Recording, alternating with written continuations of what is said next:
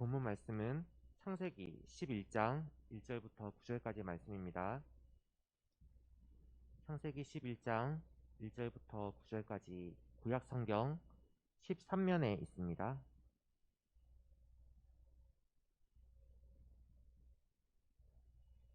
네, 다 찾으셨으면 교독하겠습니다.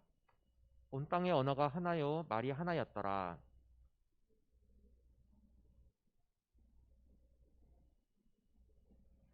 서로 말하되 자 벽돌을 만들어 견고히 굽자 하고 이에 벽돌로 돌을 대신하며 역청으로 진흙을 대신하고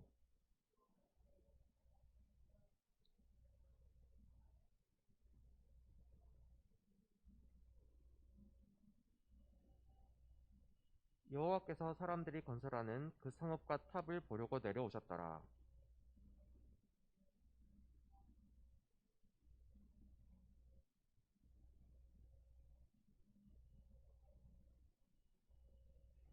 자 우리가 내려가서 거기서 그들의 언어를 혼잡하게 하여 그들이 서로 알아듣지 못하게 하자 하시고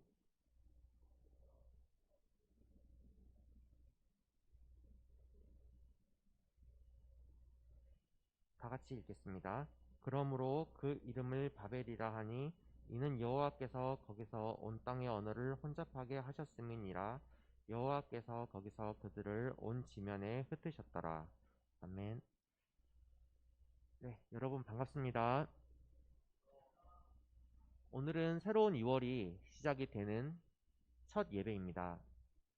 이제 다시 개학을 해서 학교에 가는 친구들도 있을 테고 아직 방학이 그대로 있는 친구도 있을 텐데 학교에 가더라도 개인 방역에 힘을 써야겠습니다. 오늘 예배를 시작하기에 앞서서 저번 시간 말씀에 대해서 다시 한번 되짚어 보겠습니다. 저번 시간에 설교 말씀 중에서 가장 중요한 키워드가 하나님의 약속, 언약이었습니다. 그 언약을 상징하는 것이 무지개였어요. 인류는 하나님의 창조 목적에 맞지 않게 점점 타락하고 죄악을 향해서 달려가게 됩니다. 그래서 결국 공의의 하나님께서 인류의 죄를 씻어내기 위해서 온 세상을 뒤덮는 홍수를 심판으로 내리시게 되었죠. 하지만 하나님은 심판을 하셨지만 동시에 구원의 희망을 남겨놓으셨는데요. 노아라는 의인을 통해서 새로운 인류의 희망을 만들고자 하셨습니다. 인류가 하나님 앞에 죄를 지었지만 그냥 심판으로 멸절시켜 버리는 것이 아니라 하나님의 방식대로 새로운 거듭난 인류를 만들고자 하셨습니다. 그리고 심판이 끝난 후에 하나님의 언약의 증표인 무지개를 만드셨죠. 하나님이 우리를 향한 구원의 언약이자 사랑의 약속이었습니다. 이렇게 인류는 노아를 기점으로 해서 새롭게 거의 재창조가 되다시피 하게 됩니다. 그런데 아담 이래로 마음 깊이 뿌리내린 불순종의 원죄는 홍수로도 다 씻어내지 못합니다. 인류는 대홍수 이후 육적으로는 다시 부흥하고 번성을 하게 되는데 영적으로는 예전처럼 다시 타락하게 되는 거예요. 그리고 이번에는 하나님께 대놓고 도전을 하게 됩니다.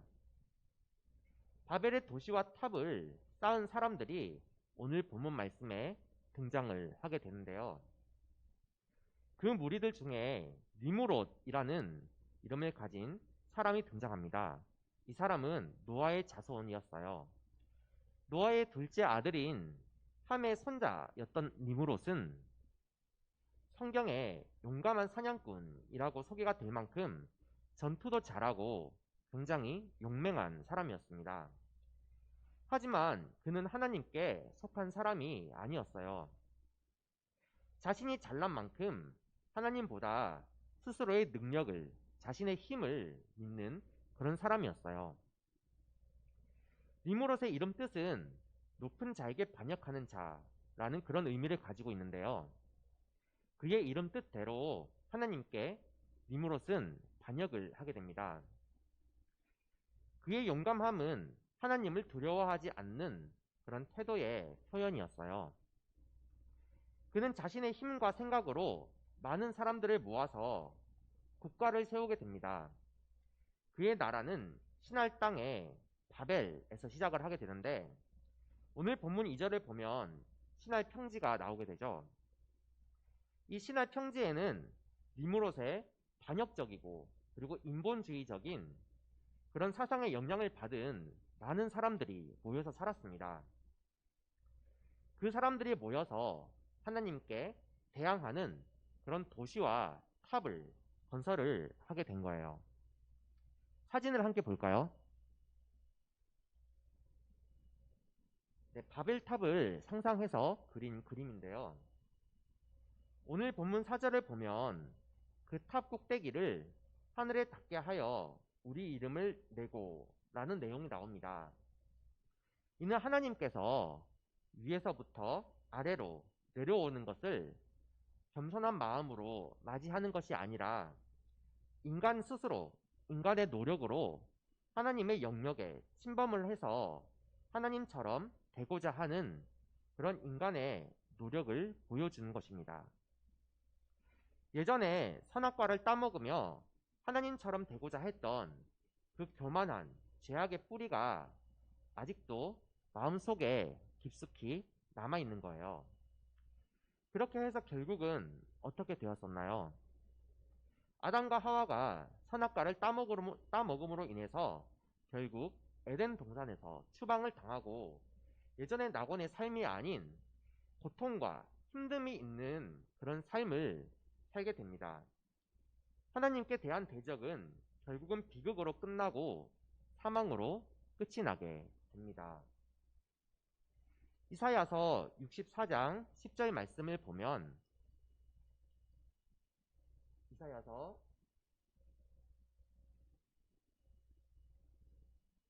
63장 10절 말씀을 보면 그들이 반역하여 주의 성령을 근심하게 하였으므로 그가 돌이켜 그들의 대적이 되사 친히 그들을 치셨더니 라고 나옵니다. 불순종의 교만한 마음은 결국 하나님께 심판을 받게 되는 것입니다. 하지만 하나님께서 이번에는 예전처럼 대홍수를 내리시지는 않으셨습니다. 왜냐하면 노아와 언약을 하셨기 때문이죠. 오늘 본문을 보면 하나님께서는 사람들이 건설하는 그 성읍과 탑을 보려고 내려오십니다. 사람이 하나님을 차단하거나 막는다고 해서 하나님께서 임재하지 못하시는 게 아니에요. 하나님에게는 불가능한 것이 없습니다. 무엇이든지 다 하실 수 있는 그런 분이세요. 그 어떤 존재도 하나님께서 하시고자 하는 일을 막을 수는 없습니다. 설령 세상에서 인정받는 뛰어난 용사라고 해도 하나님을 막을 수가 없는 거예요. 그런데 여기서 우리가 생각을 해보아야 할 것은 하나님께서 왜 친히 땅으로 내려오셨는지에 대한 이유입니다. 성경을 잘못 이해를 하게 되면 하나님께서 하나님의 영역을 침범당하는 것이 두려워서 혹은 침범을 당하게 될까봐 불안해서 그것을 막기 위해서 내려오셨다고 착각을 할 수가 있는데요. 하지만 전혀 그런 것이 아닙니다. 하나님께서 내려오신 이유는 어리석은 생각과 어리석은 행동으로 인해서 스스로 사망의 길을 향해서 달려가는 인간을 구원하시기 위해서 내려오신 것입니다. 사람들의 악한 행동과 계획이 하나님께 위협적이라서가 아니라 그 생각과 행동으로 인해서 그들이 결국 어떤 결말을 맞이하게 될 것인지 누구보다 잘 아셨기 때문에 하나님께서 내려오신 거예요. 예전에 선악과를 먹지 말라고 경고를 하셨던 것처럼 이번에도 하나님께서 인류가 잘못된 길로 가지 않기를 원하신 것입니다. 그렇기에 하나님께서는 인간들이 더 이상 잘못된 사망의 길로 가지 않도록 하기 위해서 동일한 언어를 어떻게 하셨나요? 혼잡하게 만드셨죠. 그리고 온 지면에 사람들을 흩어버리십니다. 자, 사진을 함께 볼까요? 네, 무너진 바벨탑의 모습입니다. 아까 보였던 그 사진과는 완전 딴판이죠. 인간이 스스로를 구원하기 위해서 하나님의 뜻과 반대되는 그런 힘을 모으는 것은 작은 것을 쫓다가 가장 중요하고 본질적인 것을 놓쳐버리는 것입니다. 하나님 없이 세상을 살아가는 사람들이 있습니다. 오늘날 많은 비기독교인들이 그렇게 하루하루 살아가고 있습니다. 하지만 이 세상을 떠나게 되는 그 최후의 순간에는 어떻게 될까요? 인간은 하나님의 은혜 없이는, 그리고 예수님의 십자가로 말미암지 않고는 결코 구원을 받을 수가 없습니다. 오늘 본문에 하나님께서 내려오신 것은 인간과 함께 하시고 인간을 사망의 길이 아닌 생명의 길로 인도하시기 위함이었어요. 우리가 하나님의 계획에 따라서 산다면 하나님께서 우리와 동행을 해주십니다. 이사야서 63장 12절부터 14절까지 말씀을 함께 보겠습니다. 네, 함께 읽어보겠습니다. 그의 영광의 팔이 모세의 오른손을 이끄시며 그의 이름을 영원하게 하려 하사 그들 앞에서 물을 갈라지게 하시고 그들을 깊음으로 인도하시되 광야에 있는 말같이 넘어지지 않게 하시니가 이제 어디 계시냐. 여호와의 영이 그들을 골짜기로 내려가는 가축같이 편히 쉬게 하셨도다. 주께서 이와 같이 주의 백성을 인도하사 이름을 영화롭게 하셨나이다 하였느니라. 하나님의 동행은 이처럼 보호하심과 평안함이 있는 이끄심입니다. 우리는 하나님께서 우리를 창조하신 분명한 그 목적을 기억을 해야만 합니다. 하나님의 영광을 위해서 우리는 살아야만 합니다. 우리에게 각자의 삶의 터전들, 삶의 영역들을 맡기시고 흩어져 살아가게 만드신 그 이유가 분명히 있는 것입니다. 하나님의 백성은 하나님의 뜻을 따르는 백성이고 그들이 흩어진다는 것은 흩어져 살아가는 그곳에서 하나님의 나라를 이루기 위해서 노력을 해야 한다는 것을 말합니다. 하나님은 생명이 없는 곳, 생명의 회복이 필요한 곳을 생명으로 가득 채우게 하기 위해서 우리 인간을 창조하셨습니다. 우리가 창조된 목적이 생명을 회복하기 위함이라는 것입니다. 살리는 삶이 우리를 향한 하나님의 뜻입니다. 우리가 의사가 돼서 육적인 그런 생명을 살리라는 말이 아니라 하나님의 말씀을 전함으로써 영이 죽어 있는 사람들을 살려주어야 한다는 것입니다. 우리는 하나님을 차단하기 위해서 내 마음속으로부터 차단하기 위해서 힘을 모으는 것이 아니라 하나님께서 주신 힘으로 복음을 전하며 세상을 살리기 위해서 세상으로 흩어져야 합니다. 그리고 우리에게 맡겨진 하나님의 거룩한 계획을 따르는 그런 삶을 살아야 합니다. 학생 여러분이 공부를 하는 것도 자신만을 위해서 하는 것이 아닙니다. 우리가 열심히 무언가를 배우는 것은 나의 영광을 위한 것이 아닙니다. 하나님께서 주신 힘으로 배움의 영역을 확장시켜 나가는 것이고 그 배움의 최종적인 목적은 이 땅에 하나님의 나라와 영광을 위해서 쓰이도록 하기 위함입니다. 우리 그리스도인들이 가는 곳마다 하나님의 생명의 바람이 불고 은혜의 강이 흐르는 것이 하나님이 원하시는 그런 결과입니다. 우리를 통해서 죽어가는 세상 속에 하나님의 복음의 씨앗이 심어지는 것이 하나님께서 원하시는 것입니다. 현재의 세상은 인간적인 노력과 인간적인 힘을 의지하는 그런 사람들로 가득 찬 세상입니다. 그리스도인은 그런 세상 속에서도 빛과 소금의 역할을 충실하게 감당해야 합니다. 빛이 없는 곳은 어둠이 가득한 것처럼 빛이신 하나님이 우리 마음속에 없다면 우리 마음속에는 어둠만이 존재할 뿐입니다. 하나님이 아니라 자신의 힘을 믿는 사람들은 그럴듯한 계획을 세우고 그 계획의 성공 여부에 따라서 인생이 결정이 난다고 생각합니다. 인간은 모든 상황을 통제할 수가 없고 미래를 내다볼 수도 없습니다. 그렇기에 사람이 세우는 계획에는 항상 뜻하지 않은 많은 변수들이 존재하기가 쉽습니다. 예상 밖으로 좋은 방향으로 일이 풀리거나 해결이 된다면 하나님을 믿지 않는 사람들은 자신의 계획하지 않은 일에 대해서 운이 좋았다라는 표현을 많이 하는데요.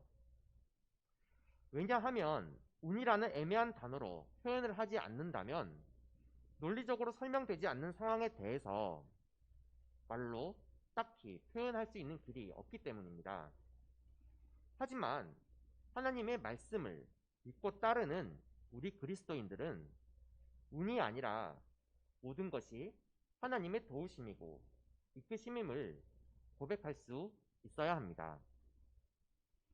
운이라는 애매한 단어가 아니라 하나님이라는 가장 확실한 정답을 우리는 알고 있기 때문입니다. 모든 것이 하나님의 계획 아래에 있고 섭리 아래에 있다는 것을 깨닫게 된다면 우리는 더욱 하나님께 감사함으로 순종할 수가 있게 됩니다. 아담 이래로 불순종의 원죄는 현재까지도 이어져 오고 있습니다.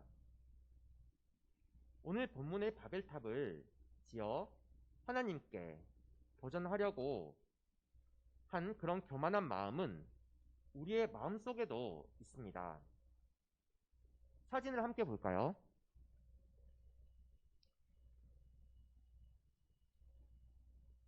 옷은 내가 고칠 수 있지만 마음은 주님만이 고칠 수 있다라고 나와 있는데요. 복음이 들어가지 않고 하나님의 은혜와 예수님의 사랑을 체험하지 못한다면 그 교만한 마음은 결코 변화되지가 않습니다. 우리는 오늘 본문 말씀을 통해서 하나님을 향해 대적하는 어리석은 인간들의 모습을 봅니다. 그리고 그 모습을 보며 우리 안에 있을지 모르는 교만이라는 내 안의 바벨탑에 대해서 돌아보게 됩니다.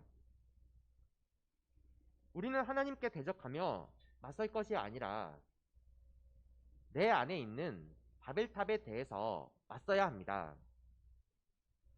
하와를 유혹해서 하나님의 말씀에 불순종하게 만들었던 거짓된 악마의 대적을 해야 합니다. 한 주간도 예수님 안에서 내 안에 바벨탑을 무너뜨리고 순종으로 나아가는 샤인 중등부가 되도록 함께 기도하겠습니다. 사랑님 많으신 하나님 아버지, 바벨탑을 지으며 하나님께 대항했던 어리석은 인간들의 모습을 보며 우리 안에는 그런 모습이 없는지 돌아보게 됩니다. 하나님께 대적하며 나의 계획대로 인생을 살아가는 것이 아니라 내 안에 있는 바벨탑을 대적하며 하나님의 계획대로 살아가는 우리 중등부가 될 수 있도록 항상 동행하여 주시옵소서. 우리의 삶을 통해 하나님께 영광을 돌리는 삶을 살기를 원합니다. 오직 순종함으로 하나님께 우리의 삶을 드리기를 원합니다. 감사드리며 예수님의 이름으로 기도드리옵나이다. 아멘.